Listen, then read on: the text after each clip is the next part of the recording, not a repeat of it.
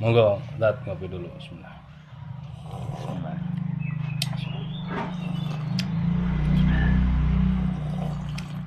Alhamdulillah. Bismillah. Halo, assalamualaikum warahmatullahi wabarakatuh. Alhamdulillah sahabat-sahabat GSN dimanapun Anda sedang berbahagia. Setelah kita menata kembali segala pisau golok dan peralatan sembelihan, habis kita roadshow di Jabodetabek keliling ke beberapa bengkel. Nah, kita culik nih salah satu tim GS lirikannya. Ada Ustadz Abu di sini sebagai salah satu tim kami dan juga ahli metalurgi. Kok ahli? Iya, ahlinya ahli. Wah, Sehat Ustadz. alhamdulillah ya. Ya. Ini perjalanan kita sudah tahu gubuk GSN seperti ini keadaannya, tapi alhamdulillah kita berusaha untuk melengkapi segala macam peralatan kebutuhan sembelihan, apapun lengkap sampai korek terus handuk, ini penting semuanya Ustaz. Mungkin yang terpenting yang bisa dibagikan ke sahabat GSN ini, kita tanya langsung ke pakarnya tentang pisau dan sembelih dari material baja apa nih Ustadz, yang sekiranya, karena ada beberapa pertanyaan nih ya dari tamu-tamu yang datang di GSN ini, semuanya yang sembelihan, untuk sembelihan baik baja-baja bekas maupun baja-baja pisau-pisau dari material baja modern itu slash tisu, ketajamannya standar slash tisu. Nah, pertanyaan yang mengena dan bisa mohon dijelaskan nanti, material, kalau pertanyaannya gini, kalau semuanya slash tisu terus itu bagaimana? Karena ada yang harga di bawah 1 juta, ada yang di atas 1 juta, bahkan di atas 2 juta ada. Nah, dari sisi saya pribadi menyampaikan, untuk sembelihan standarnya di GSN memang slice tisu. Kalau bisa slice kertas harus dinaikkan, berusaha untuk slice tisu. Maka ada pembelajaran bagaimana cara slice tisu. Dan terkait harga, karena kan dia tanya kalau sama slice tisu kenapa harus yang mahal Ustadz, yang murah-murah aja. Artinya di GSN yang harga di bawah 1 juta itu sudah layak.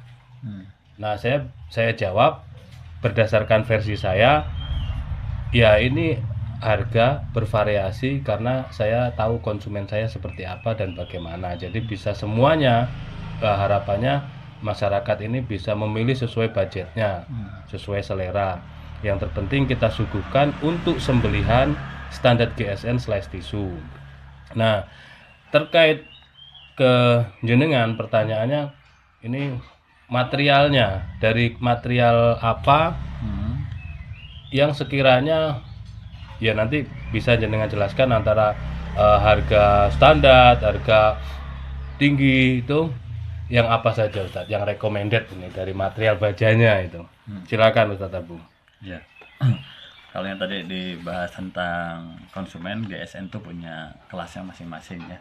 Ada untuk kelas yang harganya di bawah, ada yang harganya di atas, itu disesuaikan.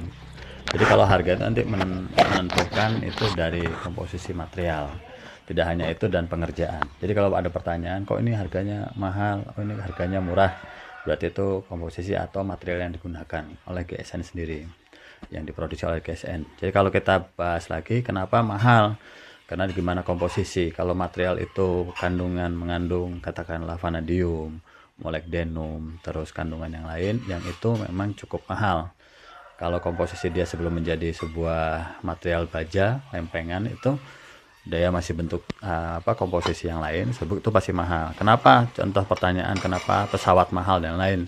Karena tidak hanya dari pengerjaan yang lain, tapi materialnya juga gitu. Nah, material ini akhirnya menentukan dari proses pengerjaan di workshop atau di bengkel-bengkel pembuatan pisau. Nah, sedangkan lari kalau untuk ke slice tisu itu gimana cara untuk meruncingkan atau menajamkan sebuah bilah atau material itu. Dia dibentuk, kalau dia semakin runcing akan semakin tajam, tapi itu akan berpengaruh dari komposisi material juga. Kalau materialnya hanya kandungan besi aja atau katakan seng aja atau Fe aja, kemungkinan besar untuk slice itu dia tidak akan cukup mampu. Kenapa? Karena saat dia sudah bertemu sisi kiri dan sisi kanan membentuk sudut yang runcing, itu dia mudah sekali ujungnya itu matanya rolling atau dia mudah tumpul seperti itu. Jadi kalau untuk slice tisu dia harus butuh material yang lebih keras, yaitu karbon. Tapi kalau semakin tingginya karbon itu tidak menjadi patokan semakin bagusnya baja. Bisa jadi dia akan semakin mudah retak, mudah chipping. Mungkin ada di GSN yang di gubuknya ada yang mudah chipping ataupun sulit tajamnya ya. Iya. Itu. Jadi itu tadi dia butuh komposisi lain. Apalagi saat kita bahas ingin buat motong nih, standarnya kalau menurut saya pribadi itu harus mengandung vanadium atau komposisi yang bisa membentuk partikel-partikel karbida. Karbida itu terbentuk adanya unsur saat dia proses dipanaskan itu di autensit, saat dia bisa dirubah-rubah, terus kita masukkan ke pendingin, itu mau oli atau air.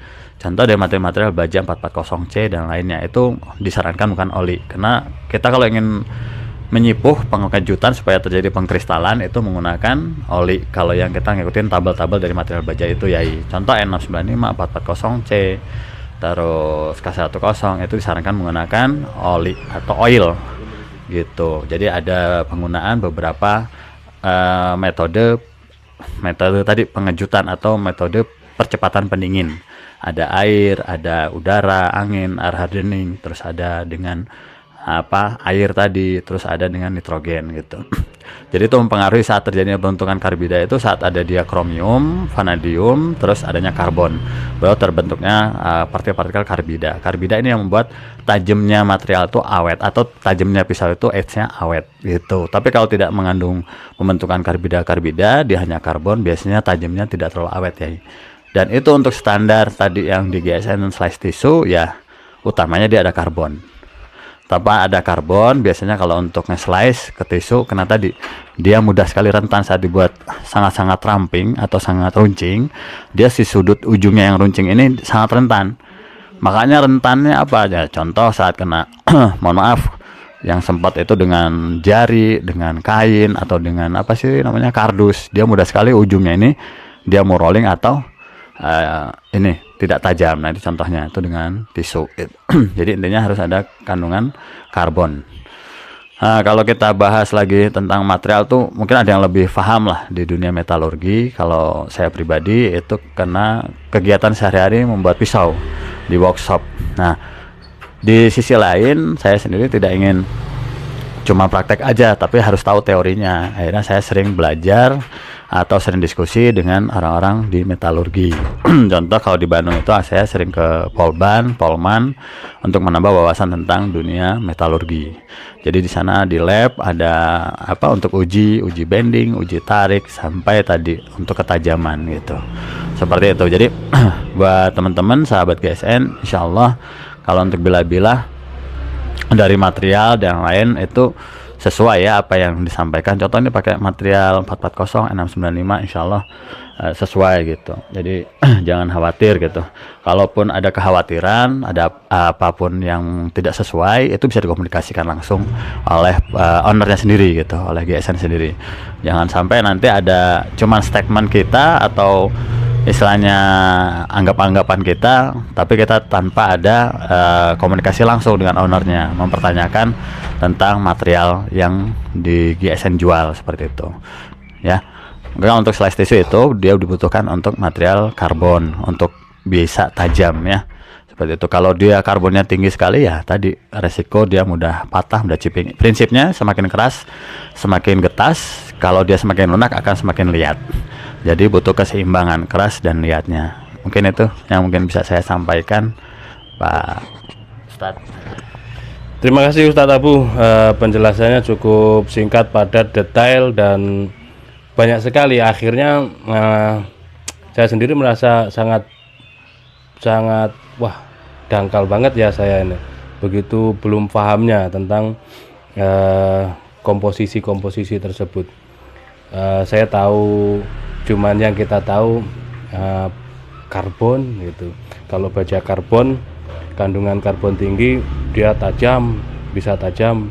Kalau kandungan kromium vanadiumnya tinggi, dia lebih tahan karat tapi kurang bisa tajam dan seterusnya. Nah, sama mungkin pemikiran dengan sahabat GSN, yang hanya kita itu secara pribadi umumnya hanya menyembelih setahun sekali, terus tidak mendalami ilmu metalurgi, karena pada umumnya kan jagal tahunan ya cukup hanya tahunan, turun ke memakai pisau sembelih hanya tahunan. Sedangkan beberapa kelompok itu hobi mendalami terkait metalurgi tadi, terkait kandungan baja dan lain sebagainya. Nah, tadi kan sudah disinggung nih, yang terakhir, semakin apa tadi? Semakin keras maka semakin getas, dan semakin lunak maka semakin liat, atau kalau bahasa saya gampang rolling. Nah, sedangkan di sisi ini harus ketemu. Memang saya sering sampaikan ke beberapa tim, orang yang ahli membuat pisau belum tentu bisa menyembelih. Praktisi sembelihan membutuhkan pisau yang super tajam, slice tisu, atau jangan slice tisu lah, banyak yang apa namanya, ini gini dicibir, wah itu ini panas gini, karena dari beberapa eksekutor sendiri cukup di kertas bisa buat menyembelih. Tapi kalau di GSN, slice tisu itu menunjang kesuksesan sembelihan. Artinya tajam pisau dulu, baru, ya kan sesuai hadis kan, tajamkan pisaunya, percepat sembelihannya, baru nanti eksekutor yang pemula pun insya Allah bisa menggunakan sembelihan secara ihsan karena faktor pisau tajam tadi. Nah, kembali ke metalurgi tadi.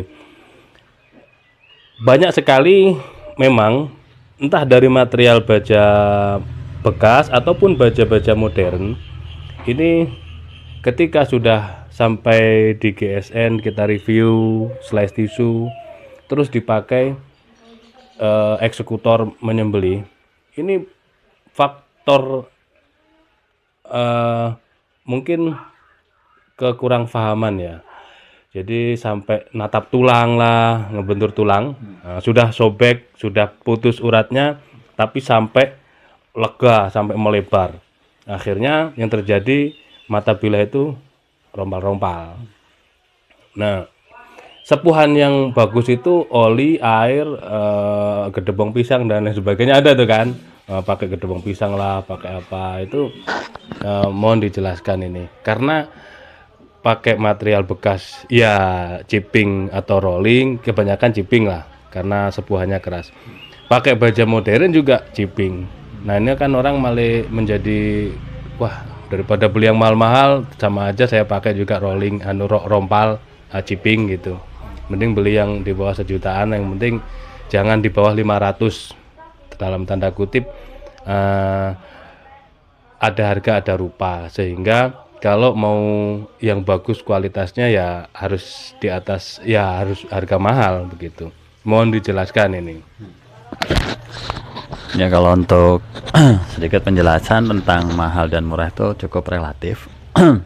Nah, terus kenapa dikatakan relatif? Pasti larinya ke value gitu. Value dalam artian bilah yang mahal bisa diambil dari nilai contoh kerapian. Karena kalau dikembalikan lagi, saya sebagai seorang pembuat itu menyatukan atau membuat dari beberapa unsur, mungkin unsur seperti ini ya, maksudnya unsur itu penggabungan antara kayu, material baja sampai dengan kulit gitu. Nyatanya ini kayu. Nah, ini kayu. Nah, kalau diambil sendiri ini kayu bural. Kayu bural ini tumor ya, tumor dari suatu pohon.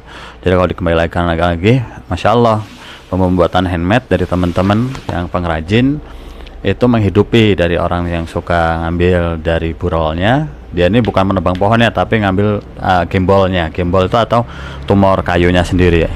Nah, terus ditambah lagi ini, kalau di kita itu kulit ini cukup banyak karena untuk kebutuhan hewan setiap harinya di RPH itu motong, dan kulitnya dimanfaatkan menjadikan sarung. Itu juga menghidupi dari tukang-tukang yang membuat sarung sampai pengrajin, sampai material contoh baja bekas seperti ini atau per. Nah, per ini juga menghidupi mungkin dari tukang rongsok yang mengumpulkan, terus biasanya ada yang masuk ke peleburan sampai masuk ke seorang pandai. Dan pandai juga menghidupi dari tukang arengnya mungkin ya, dari orang yang angkut-angkut areng, terus sampai menjadi suatu bilah, sampai ke saya sendiri, menghidupi keluarga saya, akhirnya kembali lagi bisa menghidupi keluarga GSN. Jadi nggak bisa berdiri sendiri, kita saling berkesinambungan, saling membutuhkan, seperti itu. Kalau dikembalikan lagi tengah harga, itu kembali ke value-nya. Value harga itu kembali ke materialnya, pengerjaan. Kalau dia pengerjaan rapi, presisi, bagus dan lain-lain, otomatis lebih mahal. Dan itu ada kembali lagi komunikasi dua arah antara seorang pembeli atau yang dibutuhkan. Contoh untuk apa? Untuk motong tadi ya, setahun sekali. Kembali lagi kita sering, atau bahasanya sering buka bilah itu enggak sih gitu. Kita rawat enggak sih? Kalau kita sering rawat untuk baja material per enggak masalah gitu. Tapi kalau kita jarang rawat, mungkin Pak Ustadz ya, setahun sekali baru dibuka, itu otomatis rentan. Kalau dia karat pakai kayu ini, dia akan nyatu dengan kayunya atau nempel, susah. Nah, makanya bilah yang tajam itu saat dia sangat runcing, itu tiga hal yang bisa membuat dia tumpul, dan 3 hal yang bisa membuat awet tajamnya, termasuk contoh terkena karat tadi, terus ke oksidasi, yang terakhir tempat yang lembab seperti itu. Jadi ketiga itu yang menyebabkan awet tajamnya dan mudah tumpulnya, karena sudut yang sangat runcing, sangat tipis, itu mudah sekali tumpul seperti itu. Tadi untuk yang berikutnya tentang apa? Baja modern, baja bekas tetap penyepuhan.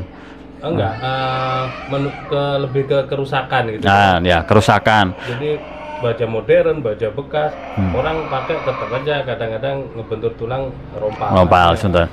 Ya, sebelum ke rompal atau rolling, tadi ada sedikit kesinggung tentang dia mudah itu meleot. Tidak unsur ke sana saja, tapi kalau dia materialnya tinggi kromium itu stainless ya.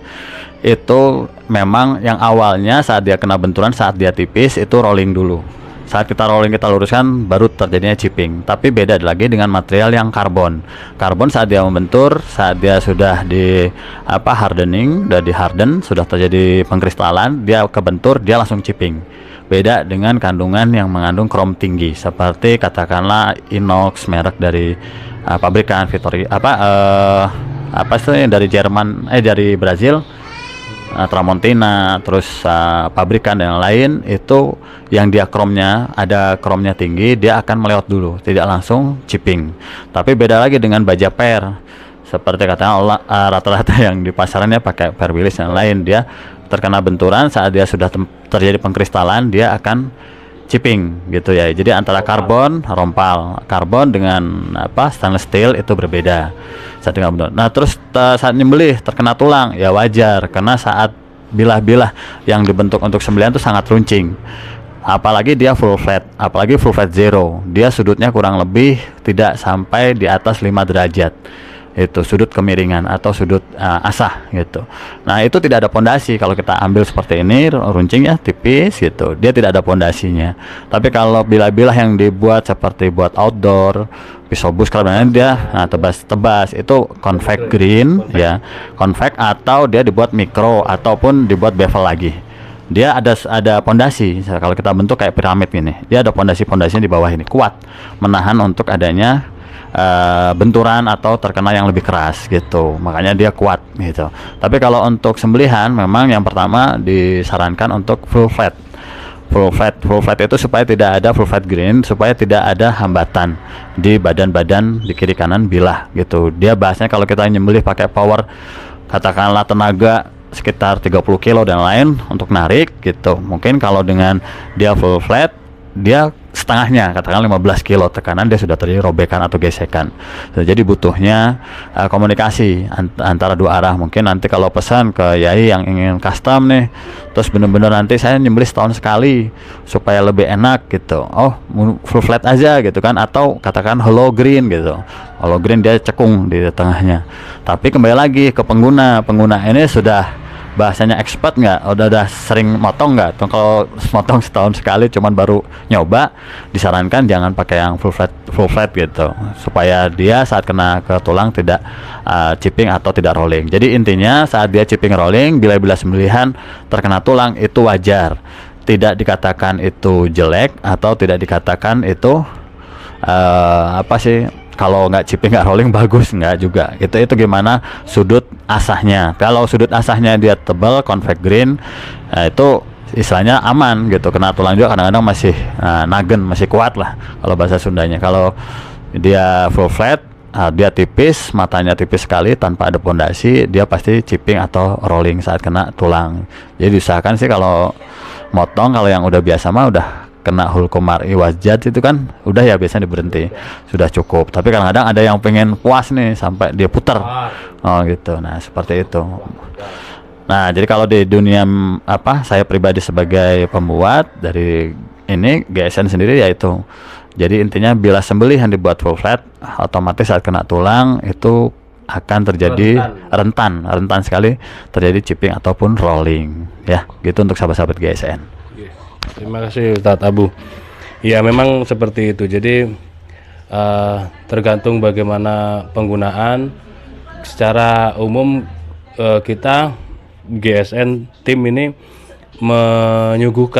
menyediakan dan memberikan yang terbaik buat para konsumennya. Nah kembali nanti bagaimana prakteknya. Setiap kali konten kita berikan edukasi cara mencabut, membawa, memegang, sampai mengetes juga demikian. Bahkan jangan dipegang bilahnya gitu, bukan apa-apa. Kita sedia handuk juga, tidak hanya untuk mengelap saat dipakai menyembelih, tapi juga untuk mengelap saat kepegang-pegang, karena sidik jari juga nanti ketika dipegang akan membekas pada permukaan bilah gitu. Bahkan di bengkel kemarin kan sampai disiram thinner, setelah selesai semua prosesnya disiram thinner terakhir sebelum dites tisu. Itu gunanya yaitu tadi supaya kotoran-kotoran, bekas pegangan-pegangan tangan itu hilang semua biar bersih. Nah itu di situ. Cuman kembali lagi ketika nanti terjadi permasalahan jangan bingung. Jadi pertanyaan semisal, waduh saya nggak bisa ngasah, ngapain beli yang mahal, waduh itu keras nggak diasahnya, waduh kalau nanti ada permasalahan bagaimana, jangan khawatir, kirim ke Gubuk GSN, kita selesaikan. Saya bereskan, kalau saya nggak bisa saya serahkan pada ahlinya, sudah nggak usah bingung permasalahan apapun. Semisal karatan itu yang saya sering umumkan, oh ngapain beli pisau-pisau tradisional gampang karatan, ya tergantung materialnya. Kembali tadi sudah disampaikan di awal pembahasan tentang kandungan-kandungan tadi itu. Tapi di Gubuk GSN menyediakan dan selalu ready yang namanya krim oles bilah. Dikasih krim, ada yang dulu saya mengklaim 8 bulan dikasih krim itu tidak karatan.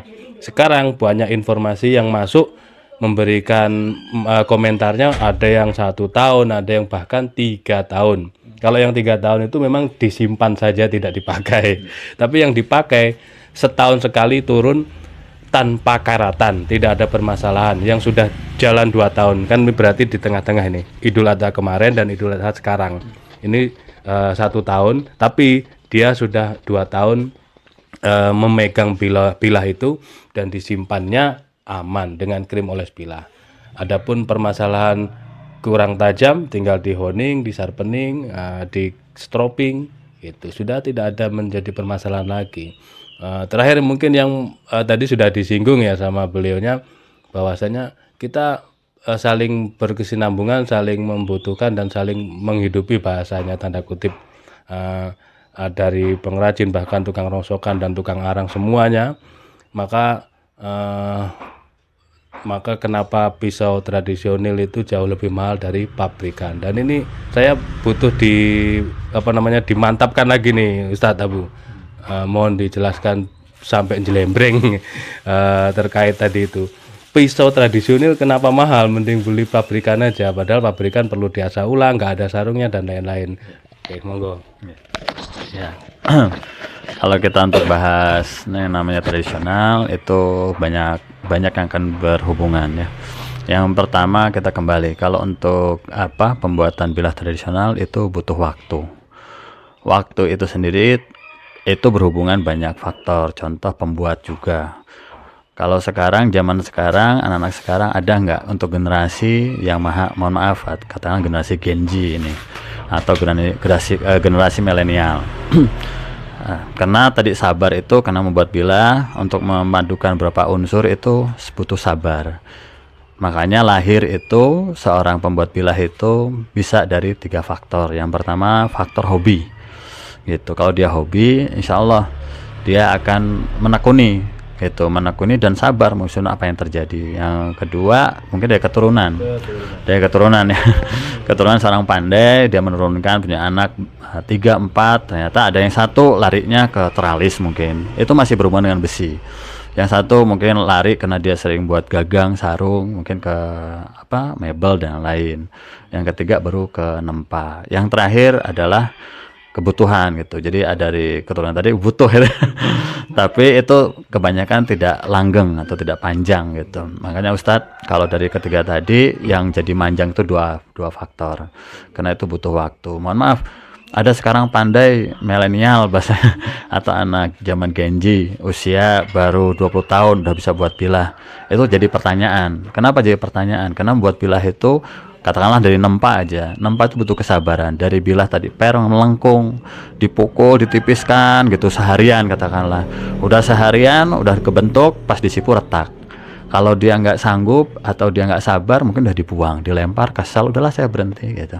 Kalau dia hanya mencari faktor mohon maaf uang aja, dia berhenti di situ. Tapi kalau dia faktornya sudah di hobi gitu, dia maupun retak dia akan coba lagi membuat. Makanya ada bahasa kan, ya Ustadz kalau di pesantren, kamu masuk pesantren dulu, kudu ditempa dulu gitu kan. Nah seperti itu, makanya membuat handmade ini bila-bila seperti ini waktu tadi. Kalau pabrikan mohon maaf kalau kita bandingkan dengan material dia banyak, dia dibantu dengan alat robot dan lain-lain gitu ya. Sekali enter mungkin katakanlah dapat 100 piece sehari. Nah kalau bilah handmade ini mohon maaf sehari juga belum tentu beres. Kalaupun ada yang beres cepat itu gimana ukuran, bentuk dan kerapian. Tapi kalau benar-benar yang rapi, kita kerjakan dengan hati, sepenuh hati, semangat dengan hati gitu kan, untuk hasil untuk si buah hati gitu. Itu nggak mungkin dengan bahasanya cepat gitu, pasti ada butuh waktu. Makanya kadang-kadang ke GSN saya udah pesen nih seminggu, 2 minggu, sebulan kok belum beres-beres dan lain. Ya itu karena tadi proses handmade berbeda dengan pabrikan seperti itu. Jadi prosesnya bertahap, tahapannya itu luar biasa. Karena memadukan tadi, menyatukan untuk beberapa unsur seperti kayunya, unsur kulitnya seperti ini, dan dia mempunyai jiwa improvisasi gitu. Jadi tidak serta merta melihat bentuk pin kayak gini jadi nantinya nggak ada punya nilainya gitu. Nah saat bilah pun saat kita membuat katakanlah dari pandai menempa itu akan merekam saat kondisi kita mungkin lagi emosional nggak ini. Makanya saat dia nempa itu saat kondisi dia kesel dan lain tuh bahaya. Bisa mungkin tadi kita mungkin bentuk seperti ini karena ditambahnya pikiran kita, kondisi kita bisa hancur gitu. Apalagi kayak pecah tadi ada retak. Tadi udah ngebentuk, saat kita sipuh ada retak. Kadang-kadang tidak hanya di situ. Saat kita udah sipuh, nggak masalah. Kita udah finishing, Ustadz, udah jadi. Kita simpan seperti ini. Kadang-kadang kena suhunya berbeda ya. Contoh daerah saya, daerah pegunungan. Itu tiba-tiba besoknya tidak melalui proses tempering. Jadi bilah itu ada beberapa proses. Tiba-tiba retak pas sudah jadi. Sebelum dikirim tuh retak. Nggak jadi nih. Gitu kan. Karena udah retak. Kita buat lagi itu dari awal gitu. Kalau bayangkan kalau kita tidak punya sabar tadi itu luar biasa. Makanya bilah itu kalau kita identik dengan Nusantara ini atau Indonesia, ya contoh keris tadi lah. Keris itu kan ada berapa bentuk model. Cuma saya nggak mau bahas keris. Intinya keris itu ada lekukan atau disebutnya luk itu diambil dari bahasa Jawanya tuh kelut. Kelut itu asap gitu. Harapan. Nah, makanya di keris itu ada luk 13, 17 yang lain bla bla bla. Mungkin saya nggak bahas detailnya. Tapi intinya ganjilnya itu ada pada bilah, genapnya itu ada pada kita. Tapi ya itu Kalau orang umum pakai itu, ini Ustadz pakainya look 1, makanya kalau kita buka ini look bilah yang buat nyembelih kan looknya 1, bener nggak Ustadz? Nah, looknya 1, dia nggak ada look kayak Kristen itu, makanya itu dipakai kita umumnya manusia, yang kita pakai umumnya masyarakat untuk memakai bilah yang seperti ini looknya. Beda lagi dipakai oleh seorang pendai, seorang ustadz, seorang ini, ya itu. Cuman kita nggak bahas ke sana, bahasanya yang kita gunakan fungsi. Jadi bilah ini tidak hanya larinya ke fungsi aja Ustadz. Kalau kita larinya ke fungsi aja, bilah tadi mungkin disinggung kan, bilah pabrikan udah cukup lari ke fungsi ya. Tapi di bilah ini itu tadi penyatuan beberapa unsur, terus hubungan tadi dengan ekonomi, hubungan dengan kesinambungan tadi dengan seorang penghasil, contoh yang ngumpulin rongsok gitu kan, kayu, terus macam-macam, kulit sendiri, menghidupi orang kulit, tapi ada unsur seni gitu. Nah, seninya ini di sini kita nggak ujung-ujung di seninya saja, tapi ada fungsinya gitu. Ini maaf. Nah, seni ini ya Ustadz, kalau kita bahas kan kalau di bilah itu kalau hanya fungsi pabrikan aja lah gitu bahasanya gitu.